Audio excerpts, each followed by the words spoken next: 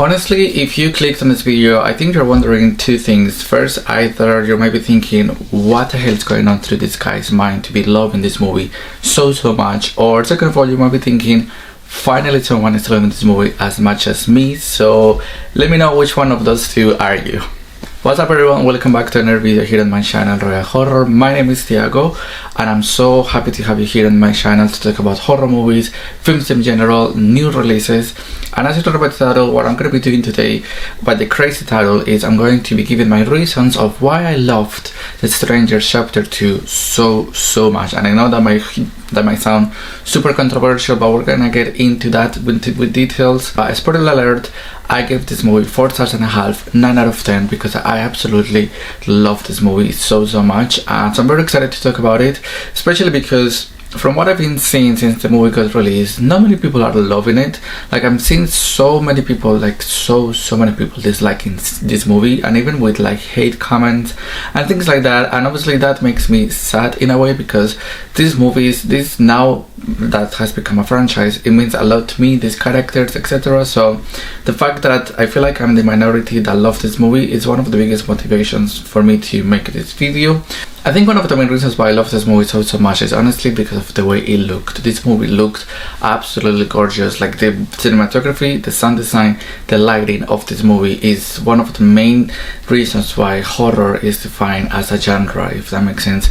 Especially as a slasher, I think the movie looked absolutely incredible. The use of camera was fascinating. I'm just talking on a technical aspect, because honestly the set design in this movie, every single scene when it comes to the landscape and the location, had so much charisma, so much personality. And that's something that sometimes I feel like people don't really think about in horror movies or in another kind of films, that sometimes the landscapes are another character. And because obviously landscapes and locations, they don't talk, but because of the personality that they have, they talk so much with you and with the characters. I hope that makes sense. For example, in this movie, there is so many scenes where the characters are going through so many situations. For example, the diner, cafeteria, I think that like the whole location gives so much aura to the evilness in this town. I also love the hospital sequence. I think it was just fascinating how the crew worked with the actress, with the actors that play the strangers. I think every single scene in that whole hospital sequence was fascinating, especially the morgue, the basement. Like, it really gave those huge horror slasher vibes that I love to see in horror movies, if that makes sense. And the whole forest, like, I love when horror movies take place in forests or like in the outside world, because it's incredible. And I think The Stranger Chapter 2 did a fantastic job with the forest shots. I don't know, I would like to know how the crew managed to run with Maya throughout the whole forest. Those sequences were amazing. There is another sequence where she's trapped in a car, again, incredible. So what I'm trying to say is that this movie really knows how to work with its landscapes, because this movie has many landscapes. It's not like the original or chapter 1 where it's mostly inside a house, because they're mostly home invasions, but this movie really knows how to work with all of the locations that characters are being at, you know, just like with Prey at Night. Prey at Night, briefly talking, it's another film that really knows how to work with all of the locations that they have. So again, personality and so many characterization in the use of location in this movie. Another technical aspect that I really loved is the sound design. This movie, or The Strangers, the franchise in general, but obviously we're talking about Chapter 2, has one of the best sound designs in horror. And I don't care if this sounds super unpopular opinion, but you hear everything in this movie, especially if you're watching this at the cinemas for the first time. Like the axe sound, the kills, the blood, the injuries, the screams, everything. It just sounds so beautifully. And also the score, the soundtrack. Again, this movie is the way a proper slasher horror should sound like, if that makes sense, because it was just amazing to hear all of this at the cinemas. And that's something that I'm really picky with when it comes to movies, is how well the sound design is, if that makes sense. Because from what I know, and from what I've heard, in my opinion also, a movie, I think the cinematography is extremely important, of course, because it's the way the movie is painted to the audience. But if the sound design or the score or all that stuff is really, really bad, you, even if the movie looks beautiful, you will be so distracted. So I think having a movie with incredible sound design is really, really crucial in any kind of movie, especially in a horror and in a slasher, because you wanna keep the audience at the edge of their seats, you know. And I think that this Strange Chapter 2 accomplished that with me thanks to the sound design. And the last technical aspect of why I love this movie so much is honestly the performances from everyone. Madeline, the people that play the strangers, incredible stuff. Like Madeline, she plays Maya, incredible final girl, incredible protagonist. Like, she goes through hell, her screams are amazing, her body language is amazing, her facial expressions are incredible. Like, she really communicates this fear that she's having in this movie while grieving her husband. So it's incredible. Like, her face really knows how to communicate the fear of a final girl in a horror film, if that makes sense, because if she didn't have a good performance, this movie will heavily flop, in my opinion, for me, like in my own viewing. But thanks to her and her acting and her performance, is that I really loved the way she executed the storyline in The Strangers, if that makes sense. So incredible performances overall. And now, one of the main reasons why, leaving the technical aspects behind, one of the main reasons why I love this movie so much, and this might be an unpopular opinion, I mean, loving this movie is already an unpopular opinion, but anyways, is the whole storyline. I really loved the way that we're exploring the strangers in this movie, in this universe. Like, I loved that this movie really knows how to play with that message of the world is infected by evil, or some people are just born evil, or like the evilness in society, in humanity, in little towns, in people in general.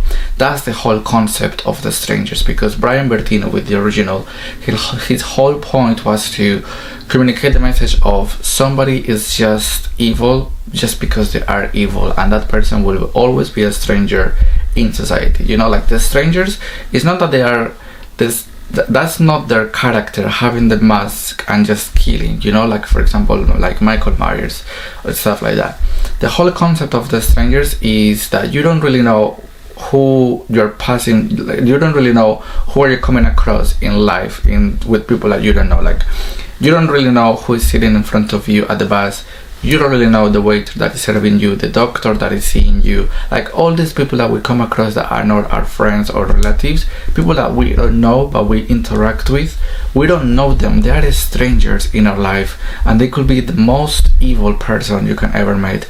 And I think The Strangers Chapter 2 really knows how to communicate that message of somebody that is a stranger to you could be an evil, horrible person, and this movie portrays that so well, especially because we get to see that this little town has normal worker people all around, but they are evil, you know. And so I love that. So I love that I spent so much time with one of the strangers, the pinup girl, because that was the perfect example of, look at this girl, like she's just a waiter on a cafeteria.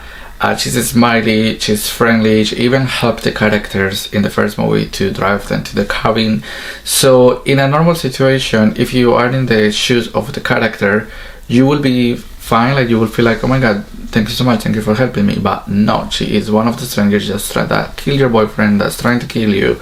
So, and that you don't know her past, and she's this huge evil person, this evil human. So the whole concept of evilness is within us, within humanity, was incredible. Because if you think about it, for example, so many serial killers in the real world, they were strangers for people that didn't know them and didn't know what they were committing, if that makes sense. For example, if I talk about like one of the craziest serial killers of all time, Jeffrey Dahmer, like, it's crazy to think that him or other serial killers, they were just completely strangers to people that didn't know them, or maybe they will come across as this harmless person that will be just a normal human in society. But some people, they didn't really know the atrocities that they were committing. Like, that happens with serial killers, you know, that happens with evilness, if that makes sense. You just don't know who is behind you, who is next to you. Like maybe the person you came across this morning on your way to work, maybe that person has someone in their basement. You just don't know. And I think that Stranger Chapter 2 really, or like this franchise really knows how to communicate that message that evilness is here. Evilness has always been here, and some people are just evil. They were born evil, and that brings me to the point that I really like the flashbacks that we got with the pinup girl and the main guy, that since they were kids, they were evil, you know, and that's the truth. Some serial killers, they are born evil. They are evil since they were kids. So I really love that whole flashback with her, that we got to learn where the Tamara is home came up. So I like that we got to learn that this person was evil since she was a little child, like literally, like her first murder was when she was around 7. That is insane. So I really like that. I really like that this movie again is portraying that evilness can be since from where you are from a very young age. So I feel like this franchise really knows how to work with every single movie, because if you think about it, the strangers are always different, you know, but what makes them common is the evilness and the Lord of the Masks, you know, if that makes sense. Because if you think about it, the whole point of the strangers is that the Lord, or like this folk legend of the strangers, is obviously the masks, and that's why they all share the same masks. But what makes them common is that they all are just evil people that just wanted to go on a spring kill, and that's why the strangers from the original Pray at Night and these new ones are really different one from the other, because they all just share being evil. Because for example, if you think about it, I will compare this movie with films like Halloween, Michael Myers. Yes, I know Michael Myers is more of an entity, because obviously, you know, like he survives, he gets stabbed many times, he's not really human, but he is pure evil. Like he was born evil, you know, like he murdered his sister when he was just 6 years old. Like you're just evil, and throughout the whole franchise we get to learn that he's just an evil entity. And especially in Halloween Ends, we also get to learn that being evil is within humanity, within society, with the character of Corey and things like that. So I just liked how the strangers portrays this message of how evilness is this toxic air in humanity, if that makes sense, because you just don't know who is next to you, etc. And I also compare it to the Scream franchise, because they're honestly, the strangers and the Scream franchise are pretty similar to each other. Obviously the difference is that with the Scream, Ghostface is somebody that you always know, if that makes sense. Like all of the killers are someone that the characters in the movies, they knew.